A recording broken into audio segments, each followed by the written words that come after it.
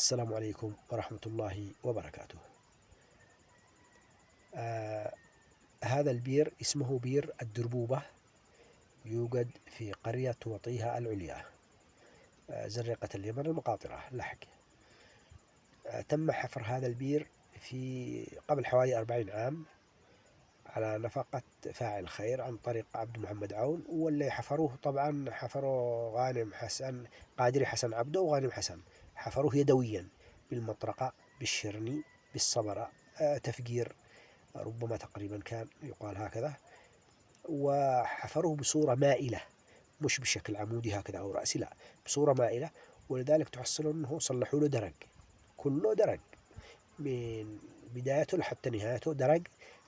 اللي يشتي ينزل يجيب مي، ينزل الدرج يتحمل الدبة وينزل بالدرج حتى يصل عند الماء ويغرف الماء ويطلع بالدرج، يطلع حتى يصل الأخير.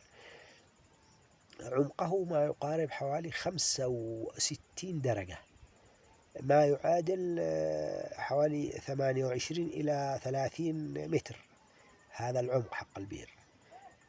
طبعا كان في السابق الناس كانوا عددهم قليل، وكان لأنه في فقط في معانا فقط بركة على بعد حوالي من هذا البير حوالي 300 متر تقريبا، كانت توجد بركة.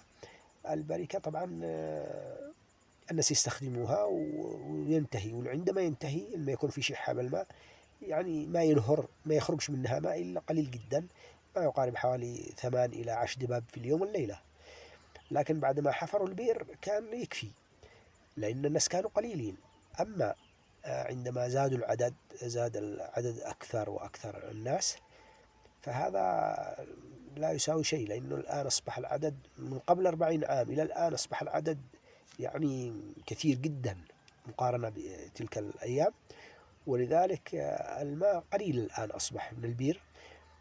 البير الآن عند طبعا هو أصلا يمتلئ عندما يكون في أمطار، مش يمتلئ، يعمل الحوادث، هو يمتلئ بعدين ينقص هكذا، ينقص حتى يبقى في حدود 5 أو 6 متر فقط به ماء، ماء يكون حوالي 6 متر تقريبا الموجود ماء.